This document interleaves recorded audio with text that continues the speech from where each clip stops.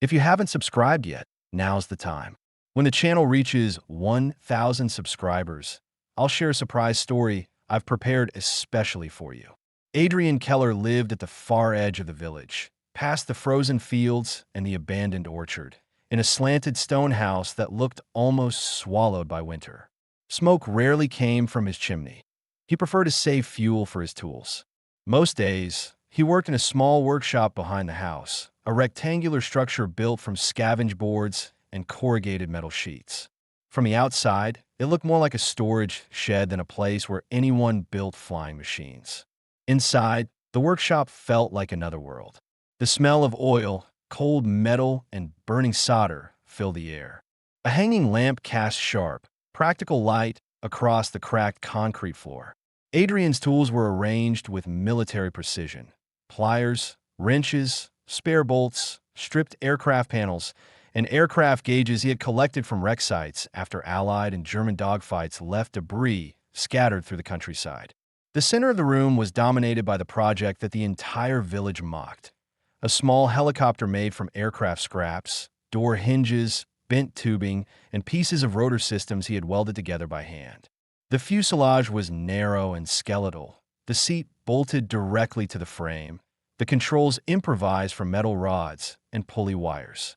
It wasn't beautiful, and it wasn't impressive, but it worked, at least in theory. Adrian inspected the rotors again, tightening a bolt until his knuckles whitened. His movements were slow, careful, controlled. He checked every connection twice, sometimes 3 times. It wasn't stubbornness. It was the anxiety that lived in his chest, never fully quiet since the day his younger brother, Lucas, was killed trying to escape across the river 2 years earlier. Adrian still blamed himself for not stopping him. He had built a raft that wasn't strong enough. Lucas had trusted him, and the Germans had caught them before they reached the far bank. Since then, Adrian avoided people and conversations. Machines were easier. Machines did not lie or make promises they couldn't keep. Still, the rumors always reached him. He's trying to build a toy. He's going to kill himself. He's lost his mind, and the one that hurt more than he liked to admit. He thinks he can outsmart the Germans. He didn't think that. He never said that. His helicopter wasn't meant to be a weapon. It was meant to be a way out, an escape craft he planned to use one day if the occupation grew worse. But after Lucas died, the idea of escape no longer felt like freedom. It felt like betrayal. Leaving the village meant leaving the people his brother had hoped to save. So Adrian stayed. He repaired bicycles, wagons, a few trucks the Germans didn't bother taking. He fixed anything that kept the village running. That was his mission now, quiet, thankless, but necessary. As he tightened another bolt, he glanced at the photograph pinned to the wall. Lucas standing beside him, both smiling awkwardly at the camera. Adrian's chest tightened. He turned back to the rotors, trying to breathe evenly. Why Adrian was there, his background and purpose. Adrian had been a mechanical apprentice before the war. He never fought as a soldier. He wasn't chosen for any resistance groups. He was simply a man who understood machinery better than he understood people. When the Germans occupied the region, he learned quickly that survival required blending in, fixing what needed fixing, keeping his head down, and never drawing unnecessary attention. His helicopter, however, drew exactly that. He didn't build it to impress anyone. He didn't expect anyone to believe in it. He built it because it was the one thing he could control in a world where everything else was falling apart. And if someday the situation became hopeless, if the Germans began clearing entire villages, then maybe, just maybe, the machine could lift a few people to safety. But he wasn't sure it would even fly. Each bolt he tightened reminded him of that uncertainty. Each adjustment forced him to consider the possibility that he was wasting his life on something that would never leave the ground. His hands often shook before he steadied them. His jaw remained tense, but he never stopped. A village watching from a distance. As Adrian locked up the workshop for a short break, he walked through the village to fetch a small box of rivets he had ordered from an old friend. Snow crunched under his boots. His breath came out as pale fog. A few villagers watched him from doorways, some curious, some judgmental. A fisherman mumbled to his wife, There goes the fool who thinks he can fly. A group of children laughed behind him, whispering, "Did you see his machine? It's held together with rope." Adrian pretended not to hear. He lowered his head and kept walking. But the words hit harder than he showed. He hated being the village joke, but he didn't know how to stop it. Explaining himself only made people laugh more. He told himself the machine wasn't meant for them anyway. He told himself it didn't matter what they thought. But the truth was simple. It hurt, and he felt alone. German presence everywhere. On the way back, he stopped when he saw two German soldiers questioning a farmer near the well. Their boots were wet with melted snow. Their rifles hung casually at their sides. They weren't violent today, but Adrian knew they could be at any moment. Occupation patrols moved unpredictably. Some days calm, some days brutal. Adrian stood still, planning each step, waiting for a moment when their attention shifted so he could pass without being noticed. A cold sweat formed at the back of his neck. He didn't fear dying. He feared being searched. What if they followed him to the workshop? What if they saw the machine and assumed he was planning an attack? His breath sped up. Keep walking. Don't make eye contact. He forced himself forward, feeling exposed until he reached the safety of his workshop again. Nightfall and restlessness. Back inside, Adrian lit the oil lamp and resumed work, trying to calm his nerves. The rotors creaked as he rotated them by hand. He listened closely to every sound, searching for flaws. Even small noises, metal clicking, a loose hinge, made him flinch. Every mistake reminded him how fragile the helicopter was and how one wrong decision could kill him. Hours passed in silence. The lamp flickered. Snow continued to fall outside, thick and steady. At some point, Adrian stepped back from the machine.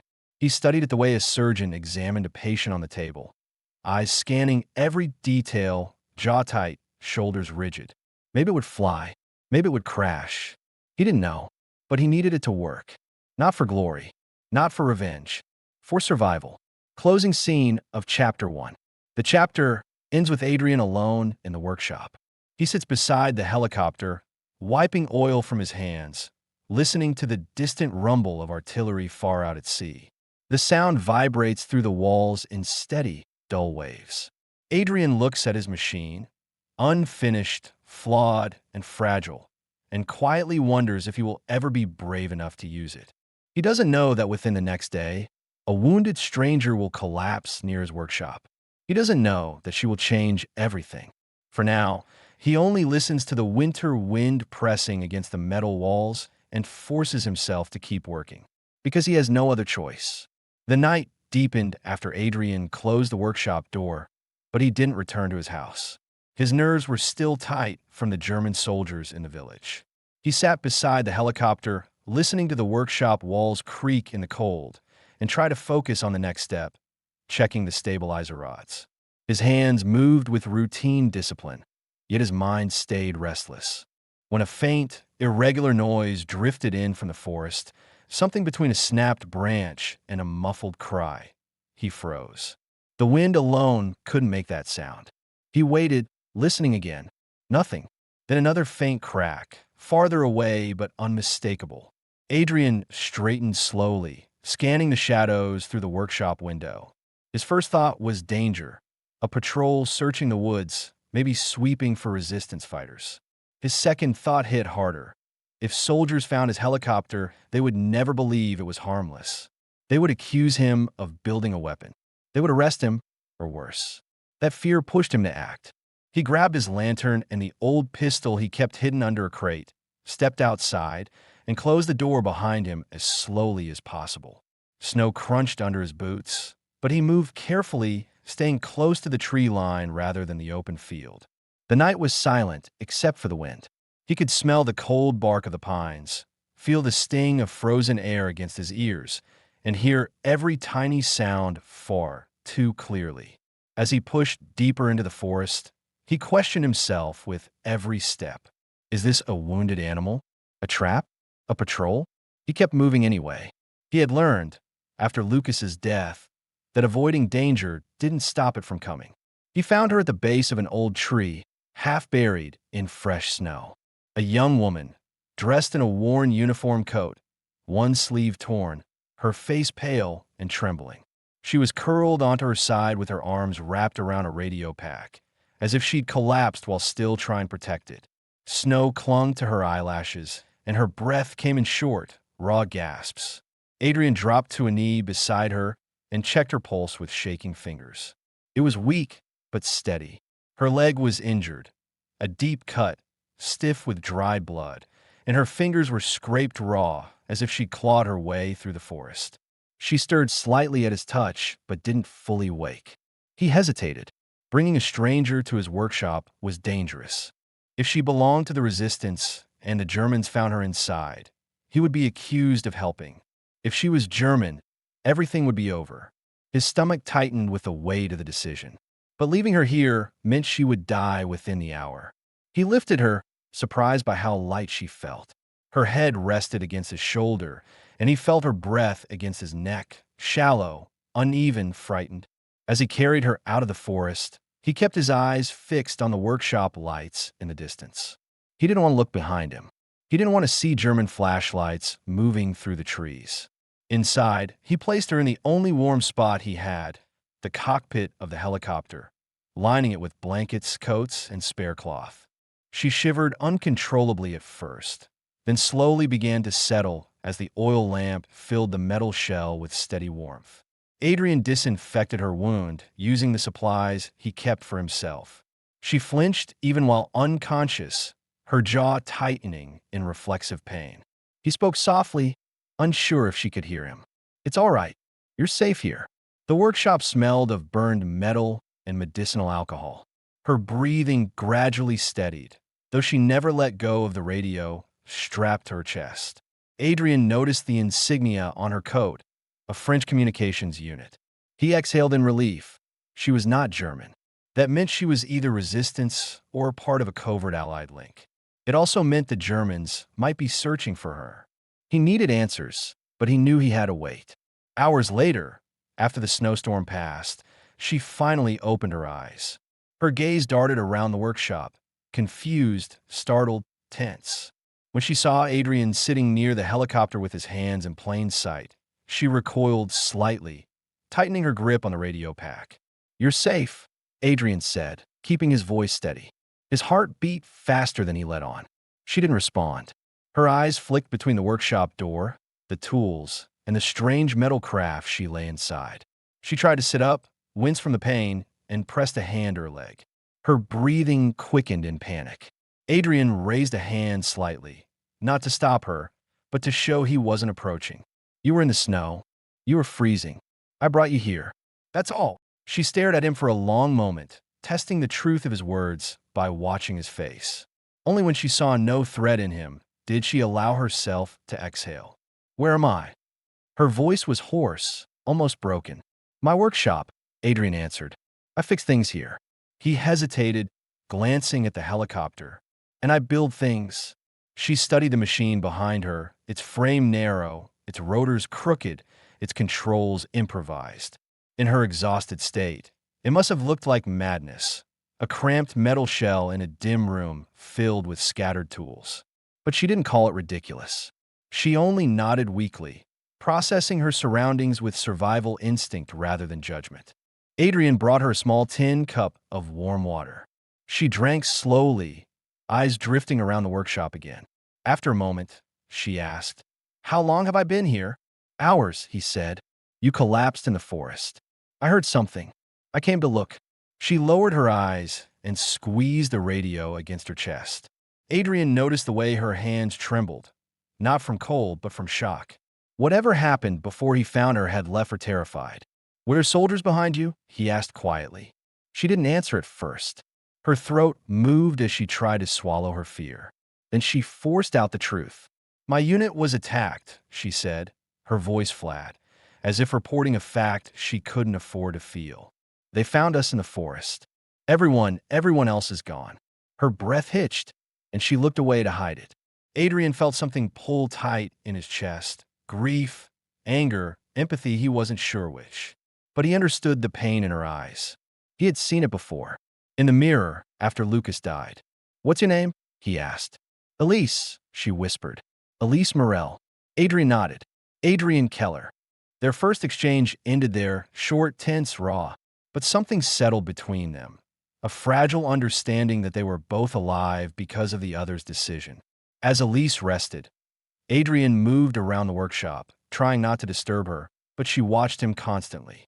She followed the sound of each tool, as if noise itself could bring danger. When he tested the helicopter's pedals, she flinched at the metallic snap of the cables. When he turned off the lamp to adjust the wick, she gasped softly, her hand jerking toward the radio. Her reactions gave him answers the first chapter had not addressed.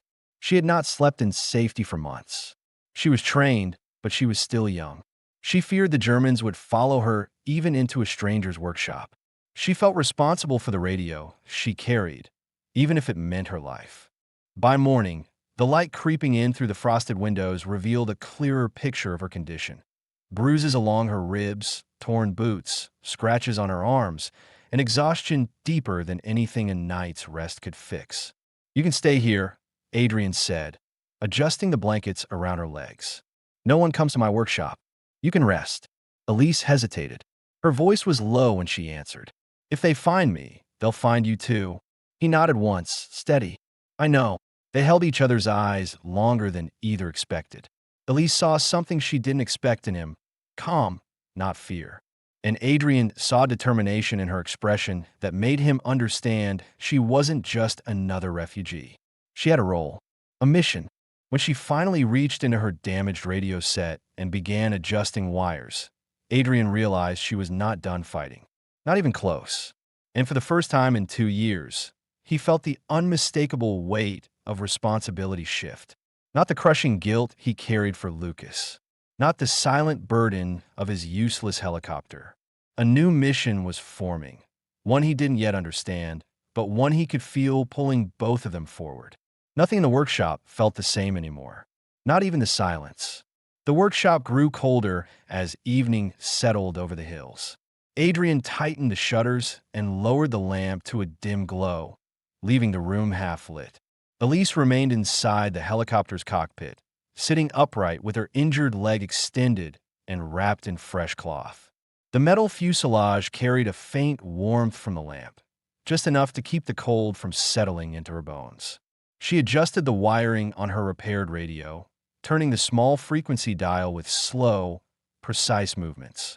Every few seconds she paused, listening for faint signals beneath the static. Adrian watched her from his workbench, not interrupting, working on the helicopter's stabilizer rods with the same quiet focus she used on the radio. Elise finally caught a short burst of German chatter. Her posture stiffened. She leaned closer, her brow tightening as she separated one voice from another. "They're moving patrols toward the ridge," she murmured more to herself than to him. Adrian's hands paused on the stabilizer rod. "How close?" "A few kilometers. They're searching in lines." She lowered the radio, her fingers gripping it more tightly. "They haven't given up." A long moment passed. The only sounds are the crackle of the oil lamp and the faint rustle of wind against the metal roof. Adrian reached over and covered the lamp with a metal hood to dim it further. "They won't see the workshop from the ridge," he said. "Too many trees. And they don't expect anything to be out here." "They didn't expect anyone to escape the ambush either," Elise replied, her voice tightening at the memory. She caught herself and closed her eyes briefly, steadying her breath. Adrian didn't ask anything else. He went back to tightening bolts, but his movements were slower, more controlled, as if the thought of nearby soldiers pressed down on him. Elise shifted carefully, trying to sit without putting weight on her leg. Pain flashed across her expression, but she pushed through it. "Give me something to do," she said suddenly. "You need rest." "I need my hands busy." Adrian hesitated, then handed her a small bundle of frayed cables. "These need stripping and rewrapping. If they short out mid-flight, the controls will lock." Elise took the bundle, and for the first time since she arrived, a faint hint of purpose appeared in her eyes. She began working through the wires, her fingers moving with practiced discipline. Adrian watched her for a moment longer than he intended. "You've done this before," he said. "Too many times," she responded quietly. They worked in near silence for over an hour. The workshop filled with the steady rhythm of tools, metal scraping, wire cutting, bolts turning. Outside, the forest crackled under the weight of fresh frost settling on the branches. At one point, Elise glanced around the workshop. "Why build this alone?" she asked without looking up from the wires. "A machine like this, most people would want help." Adrian tightened another bolt. "People laughed when I started. Then they stopped bothering. That made it easier to work." Elise nodded slowly, absorbing the answer. She didn't press him for more. Another faint transmission came through her radio. She tilted her head, listening. "There's also talk of a warship approaching the coast." Her voice dropped. "Something large." Adrian set down his wrench and looked toward her. The idea of a warship this close to shore brought a cold weight to his stomach. Warships meant deportations, reinforcements, or something worse. Elise adjusted the antenna. "They're preparing coastal units, moving equipment, loading supplies." She stopped listening and exhaled sharply through her nose. "It's bad." Adrian leaned against the workbench. He didn't reply immediately. His eyes drifted to the helicopter, then back to Elise. "What do you need?" he asked. "I need to keep listening," she said. "And I need to stay hidden." She lifted the radio slightly. "If they find this, they'll know exactly who I am." Adrian nodded once, a calm but heavy acceptance settling in his expression. "You can stay here as long as you need." Elise looked at him for a moment, her jaw tightening slightly. Not from pain this time, but something closer to gratitude she didn't know how to express. The workshop fell into steady silence again. Outside, the wind carried faint echoes from somewhere far across the forest. Adrian reinforced the workshop door one more time, sliding a heavy metal bar into place. Elise finished rewrapping the cables and set them next to the cockpit. Neither of them spoke about what would come next. The tension in the air said enough. The forest was no longer safe. The soldiers were getting closer, and the warship approaching the coast meant something was changing fast. The lamp dimmed further, leaving only the outlines of the helicopter and the two figures working quietly in its shadow. The night pressed in, and both of them understood, without saying it, that the workshop was now more than a shelter. It was the only place left between them and whatever was coming. The next morning came without sunlight. A heavy layer of clouds pressed down on the village and forest, turning the world into a dull, silent gray. Adrian pushed the workshop door open just enough to check the tree. Snow covered the ground in uneven patches, and the air carried a sharp cold that made his breath rise in thick clouds. Everything looked still, but the stillness felt wrong, as if the forest were holding its breath. Inside, Elise sat against the cockpit frame, wrapping a new bandage around her leg. She worked slowly, her hands steady despite the pain. Adrian watched her for a moment before returning to the workbench. "You heard anything?" he asked, nodding toward the radio. "Intermittent transmissions," Elise answered. "Movement on the coast. Increased orders. Sounds like they're preparing to receive a large ship." Adrian tightened his grip on the wrench. "A battleship? Something close to it." She lowered her voice, her expression tightening with concentration. "They're clearing areas near the harbor. Civilians, equipment, livestock, everything." That correction filled a gap the listener might have wondered about. Why exactly the Germans were moving so aggressively inland? Elise had heard the details the night before, details she hadn't shared until now. "They're relocating villagers," Elise said. "Not just here, several towns along the coast. It's part of their winter preparation plan. They want everyone under tighter control." Adrian felt a cold knot settle in his chest. The villagers didn't know. They would know only when trucks arrived at their doors. "I need to go down there," he said, almost to himself. Elise looked up sharply. "You can't. If they see you, they'll question you. And if they search this place afterward." Her eyes moved to the helicopter. She didn't need to finish the sentence. Adrian exhaled slowly. "I can't stay here if they're taking people." Elise leaned forward, bracing her elbows on her knees. "We need more information first. I need to catch a full transmission without interference." Adrian nodded reluctantly and began adjusting the helicopter's tail assembly. He felt the weight of time pressing harder than before. Every bolt he tightened felt like a second lost. Hours passed with neither speaking much. Elise scanned frequencies, and Adrian continued reinforcing the helicopter, upgrading parts he thought he'd never use. The workshop lights flickered as the oil lamp burned low. The tension between them had shifted.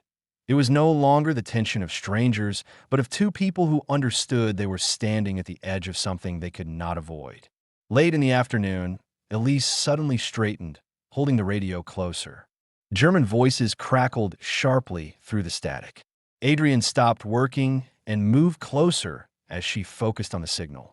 Battleship anchored offshore. Civilians will be transported at dawn. Prepare holding area. Tighten perimeter. The words were clear enough. Elise lowered the radio slowly, her face drained of color.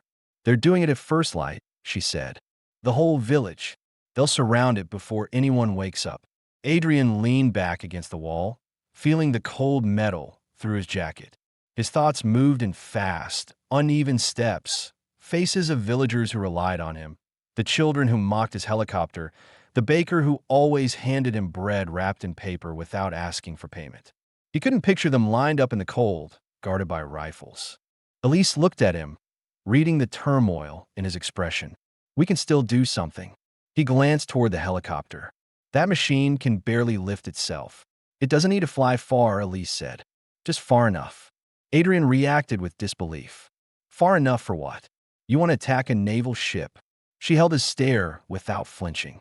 A ship that size has weak points. Ammunition decks. Fuel stores. If we hit one, we... Adrian interrupted. Yes, she said plainly. If we try anything, I'm coming with you. She adjusted the dial on her radio again. You know the machine. I know the ship. He rubbed a hand over his face, trying to process her words. He knew she was right, but the thought of flying an untested machine with explosives strapped to its frame made his stomach twist.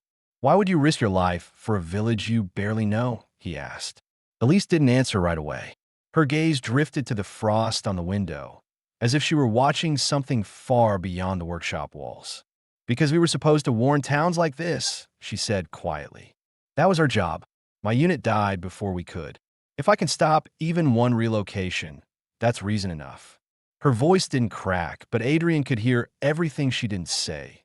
The guilt, the fear, the need to make their deaths count for something. He looked at the helicopter again.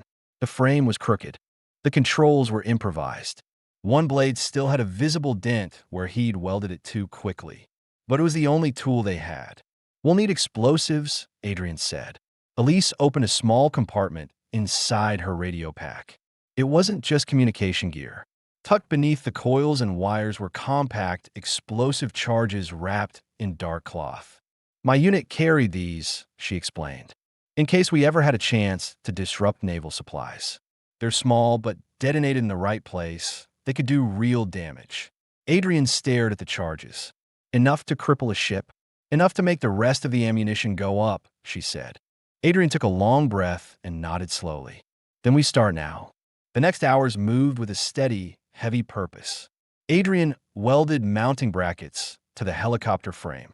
Elise armed the charges and tested each timer with methodical precision. They adjusted weight distribution, stripped unnecessary panels, and reinforced the cockpit seats with extra bolts. As they worked side by side, the workshop filled with the smell of fuel, cold metal, and solder. Elise's hands remained steady even when her legs shook. Adrian barely noticed the cold anymore. Adrenaline kept him alert. By the time the last charge was secured, night had fully claimed the forest again. A pale moon cut through the clouds, casting a faint glow over the treetops. Adrian stood beside the helicopter and rested a hand on the frame. Elise adjusted her coat, fastened her holster, and checked her radio one last time. When do we fly? She asked. Adrian looked toward the distant coastline. The horizon was dark, but he could sense the warship out there, too large to hide, too dangerous to ignore. Tonight, he said, before dawn. Elise nodded without hesitation. They both knew there was no turning back. The workshop that had once been Adrian's refuge was now the starting point of something far larger than either had expected. The night felt heavier than any before, but neither of them stepped away from the machine. They prepared to fly into the darkness. The workshop was silent, except for the cold wind sliding under the wooden walls. Adrian checked the bolts on the helicopter one last time, running his hand along the frame to make sure nothing rattled. Elise tightened the straps of the explosive charges, securing each one with firm, practiced movements. Neither of them spoke. Every noise felt too loud, too revealing, as if the night itself were listening. When they finally pushed the helicopter toward the clearing behind the workshop, the blades brushed against low branches. Snow crunched under their boots, and the air burned in their lungs. The machine looked fragile under the moonlight. Crooked frame, mismatched metal plates, visible weld lines. But the engine started with a deep, steady growl. Adrian adjusted the throttle, focusing on the vibrations, listening for anything that sounded dangerous. It wasn't perfect, but it would fly.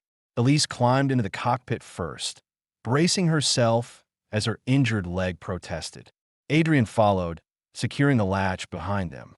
The cabin felt even tighter with both of them inside, shoulders nearly touching. Their breath condensed on the cold metal and drifted upward in thin clouds. "Ready?" Adrian asked quietly. Elise nodded once. "Go." The rotors spun faster, slicing through the air as snow kicked up around them. The ground trembled under the machine's weight. Adrian pulled the controls back, and the helicopter lifted unevenly at first, swaying as the wind pushed against it. He steadied the frame with both hands, jaw clenched, eyes fixed straight ahead. After a few seconds, the helicopter rose smoothly into the night sky. Below them, the forest shrank into a dark mass. The village appeared as a collection of dim lights, unaware of the danger moving toward it. Beyond that, the coastline stretched like a shadow, and far out on the water, the silhouette of the German battleship dominated the horizon. Its searchlights swept across the sea, moving in slow arcs. Elise leaned forward, gripping the radio. "They haven't spotted us yet," she said. "We're too low and too small." Adrian adjusted their altitude, keeping the machine just above the treetops. The rotor blades shook with every gust of wind, and he felt each vibration through his arms. The weight of the explosives changed the balance of the craft. His shoulders tensed, his fingers tightening on the controls. As they reached the coastline, the cold air sharpened. Elise opened her coat slightly to access the wires connected to the charges. Her hands were steady, but her breathing became shallow. She checked the timers again. "We get one chance," she said. Adrian nodded. "Tell me when we're close enough." The battleship loomed larger, a massive, armored beast with rows of guns and towering structures. Soldiers walked along the deck, scanning the sea. Spotlights cut across the waves in bright white lines. Adrian lowered the helicopter, flying just above the water. Spray hit the underside of the machine, and the engine groaned under the shift in pressure. "They're turning the lights," Elise whispered, watching the ship's pattern. "Stay low. They sweep the upper angles first." A searchlight passed dangerously close, lighting the water just meters away. Adrian slowed their speed, heart pounding as he adjusted to the rhythm of the beams. "We need altitude soon," Elise said. "We can't hit anything from down here." He pulled the controls, lifting the helicopter upward in a slow climb. The machine rattled violently, and Adrian gritted his teeth to keep it steady. Elise braced herself against the cockpit frame, gripping the fuse cord. The moment they rose above the ship's side, a soldier on the deck shouted. A gun fired. The bullets tore through the air below them, slicing past the landing rails. "They see us," Elise said. Adrian pushed the rotor speed higher, ignoring the warning chime from the engine. The helicopter jolted forward, gaining just enough height to hover beside the ship's central deck. "There!" Elise pointed to a narrow section near the ammunition storage hatch. "That's the weak point." Adrian angled the machine toward it. The wind slammed them sideways, and the helicopter tilted sharply before he forced it back into line. Elise pulled the pin on the charges and armed the final switch. "Once we release them, we dive away from the explosion." Adrian nodded, but his face tightened. We may not have enough lift to pull out. We'll try, she said. Her voice was firm, steady. On my mark. Bullets rained upward from the deck. Sparks flew as metal fragments hit the helicopter's frame. Elise ducked instinctively, protecting the explosives with her body. Now, she shouted. Adrian swung the machine toward the target. Elise leaned out just enough to release the first charge. It hit the deck and rolled toward the hatch. The second landed beside it. She pulled the fuse cord tight. Then she shouted again. Pull away. Adrian jerked the controls back.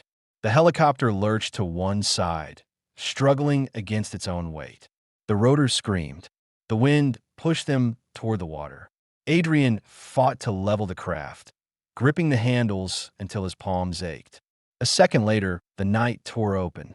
The explosion erupted in a massive flash beneath them. The ship's deck burst upward in jagged metal fragments. A fireball shot through the central corridor. Secondary detonations followed as ammunition caught fire. The battleship groaned, listing to one side as alarms echoed across the water. The shockwave struck the helicopter mid-turn. The frame twisted violently. One rotor blade snapped with a sharp crack. Elise slammed into the cockpit wall, gasping as the air was knocked from her lungs. Adrian lost control. The helicopter flipped sideways, spinning as it fell toward the coastline. He fought the controls with every ounce of strength he had left. We're not going into the water, he shouted, forcing the machine toward land. The ground rushed up at them. Metal screamed as the helicopter clipped a rocky ledge.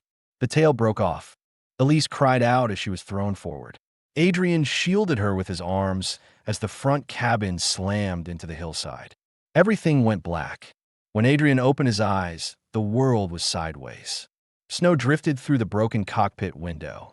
Smoke curled from the crushed engine. His head throbbed, and blood ran down the side of his face. Elise, he said, his voice cracking. She stirred beside him, coughing. I'm here. Adrian reached for her hand. She squeezed it weakly, but firmly enough to tell him she was conscious. Relief washed through him, heavy and overwhelming. Voices echoed outside, shouting, running steps. Villagers.